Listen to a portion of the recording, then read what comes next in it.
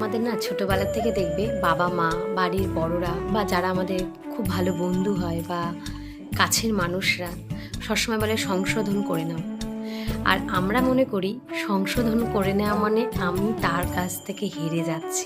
একদমই কিন্তু নয়। আমাদের ছোট সময় এটা খুব রাগ হতো, আমাকে এই কথাটা বলছে, আমাকে এটা বলছে, পাল্টাতে বলছে না, আমি যেটা করছি সেটা ঠিক করছি। আমি হেরে যাওয়া হয়ে যাচ্ছে, একদমই হেরে যাওয়া নয়। তুমি ধরো পরিবারের কেউ যখন তোমাকে বুঝতে পারছে যে তুমি এই কাজটা ভুল করছো, তাহলে কিন্তু তুমি কিন্তু পরিবার বা তোমার কাছের মানুষ তোমাকে বলছে যে তুমি ঠিক করছো না, কিন্তু তোমার জেদের বশে মনে হচ্ছে যে না তুমি ঠিকই করছো।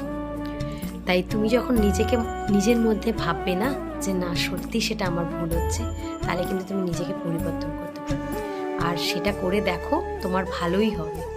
তর্ক বিতর্ক অহংকার জেদ করে কিছু লাভ নেই। তুমি পরিবর্তন করো, তুমি ভালো থাকবে।